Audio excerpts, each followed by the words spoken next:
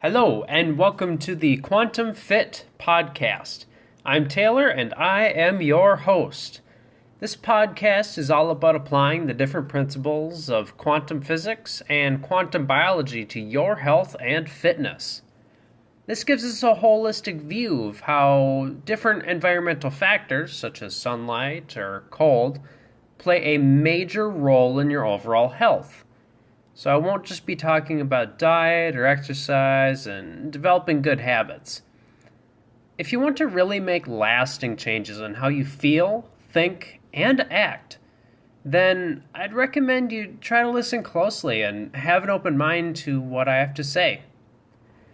Every day I'll be hitting you with a quick 7 to 15 minute long podcast. I keep it short like this because it makes it both informative and to the point so that you don't feel quite so overwhelmed with information. Also, currently I do not do any kind of advertisements. So instead, I ask that you share this podcast with a friend or family member if you enjoyed the message and gained something from it. I want to be able to spread quality and easy to understand content that everyone can take and use in their own daily lives. I would highly appreciate it. On to today's episode, why oysters beat everything. Alright, so optimal nutrition needs to be species specific and focused on how that species evolved. Otherwise, you'll end up chasing ghosts and never get the answer you originally were seeking. A great example of this kind of chase is foolish vegans pointing to gorillas and saying, "Look how strong they are from eating all those leaves." They're highly adapted for eating leaves and extracting all the nutrition from them. They have these big-ass bellies and sit around all day, super lazy because they're constantly digesting so much food. Yes, they're able to get all the amino acids and everything out of the leaves, and they're able to build like massive muscles.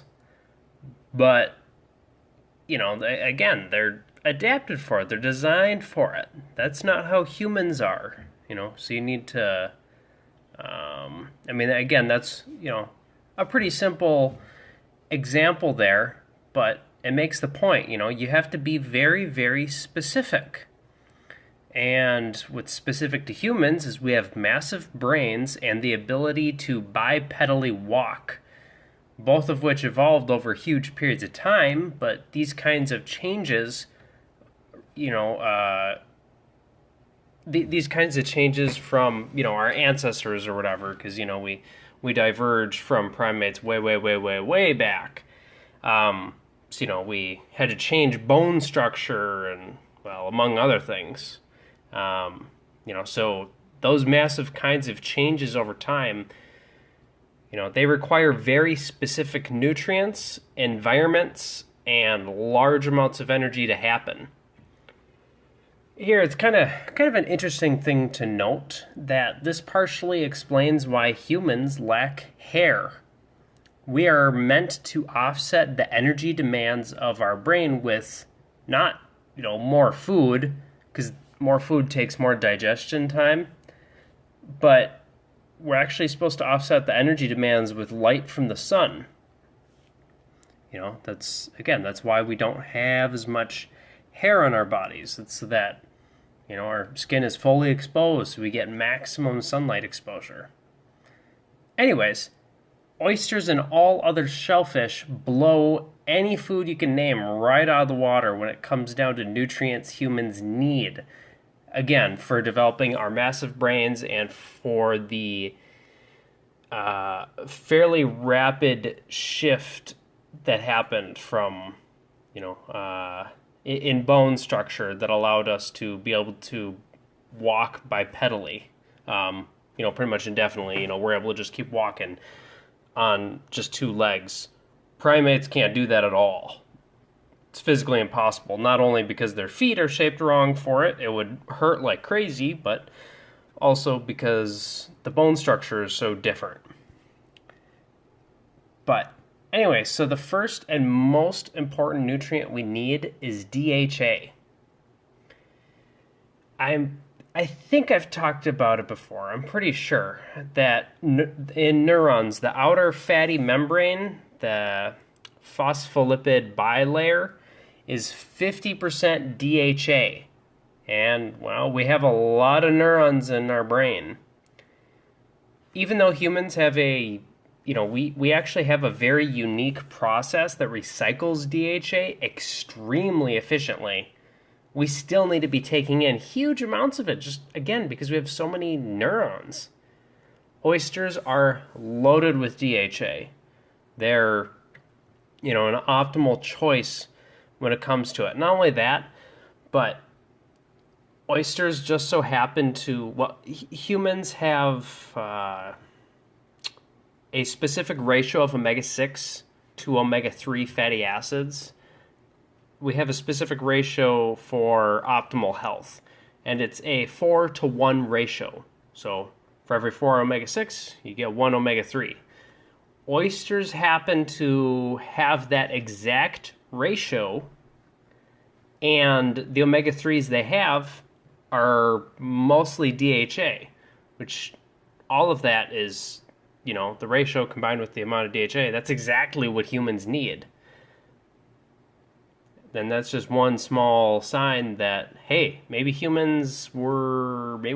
adapted through having, oysters. Maybe that's what we should be focusing on rather than meat. Now, because of our big brains, we need, crazy amounts of oxygen, which means we need a good deal of iron in order for, oxygen to be able to actually get carried through the bloodstream, in order to make sure we have healthy blood cells and everything.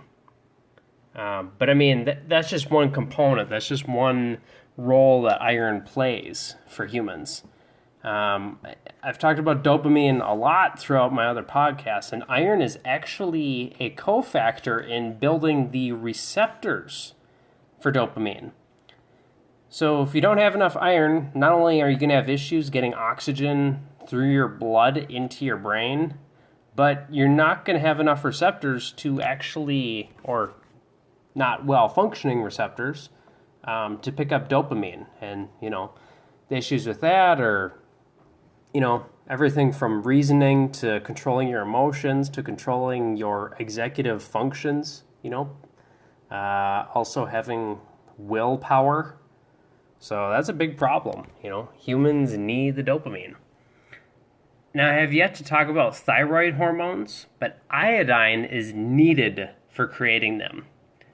They can be simply referenced, or simply called, the big ones are T3 and T4. So here's a great quote taken from Dr. Jack Kruse on the importance of T3 in humans. T3 is critical for brain development, but it is critical also for alterations made in embryogenesis to the limb buds as well. This is another area where humans are distinct from primates. Hind limbs were already present and just had to lengthen under the influence of massive dietary sources of T3 from shellfish.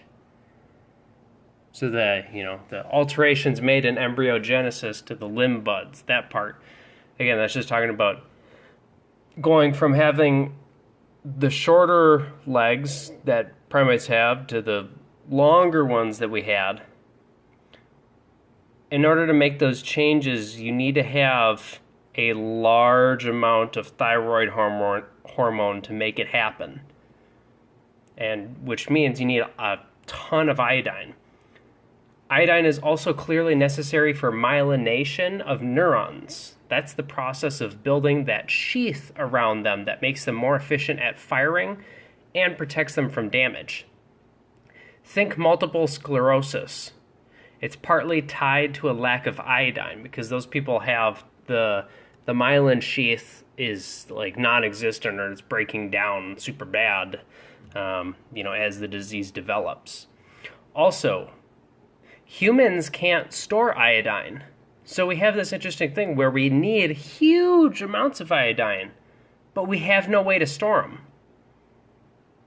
Well, logically, you would then need to be by a constant source of iodine.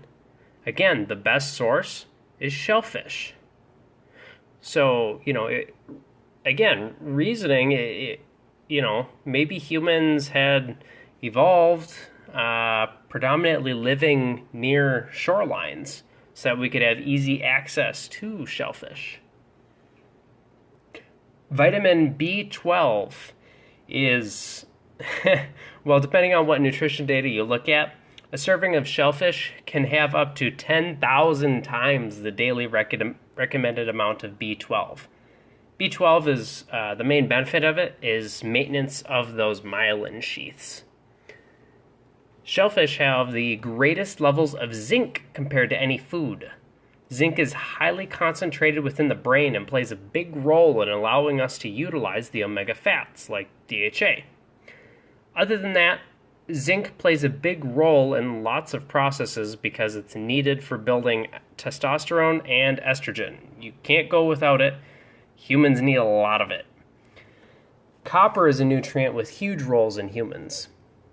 Since neurons are particularly sensitive to oxidative damage from free radicals, there are enzymes to prevent that damage, and copper helps build them. Copper is also it is a part of a respiratory protein of mitochondria, and I talked about that in previous podcast. It's part of the actual electron chain transport, the process of creating energy, creating ATP. Since neurons have a ton of mitochondria, you need more copper in there naturally. Enzymes for controlling levels of neurotransmitters in the brain also need copper. So controlling the levels of neurotransmitters in your brain, you can't do it well at all unless you have enough copper. Shellfish, best source of copper. And I talked about yesterday, or a couple days ago. Shrimp is also really good. Glutathione is a super antioxidant that the body creates on its own with the help of selenium. Once again, this is important because we need as close to zero inflammation in the brain as we can get, because neurons are so sensitive to damage. So, we need the selenium to build the glutathione. Selenium is also a major player in being able to create and utilize the T3 hormone. All seafood have selenium in abundance. Lastly, a quantum nutrient, structured water. Fresh, uncooked oysters on the half shell sit in a pool of their homemade deuterium-depleted structured water. I'm pretty certain that, aside from some bizarre weather or environmental situations, that the water within an oyster shell is going to be some of the most structured water you can possibly find in nature. Just got to slurp it down. All right, this podcast was felt a little rapid fire, just jumping through everything really quick. You'll probably have to go through it again, I'm guessing. There's a lot to take in. I'm sure, I know that there are other nutrients that are important that shellfish has, but those are all of the main ones, the most critical nutrients that you need to pay attention to, and you need to understand that, yes, other foods can have them, but they have a fraction of the amount that you can get in shellfish. That's why you can eat like a dozen shellfish a week, and that covers all of your nutritional bases for the most part, assuming you're still eating a pretty animal product heavy diet.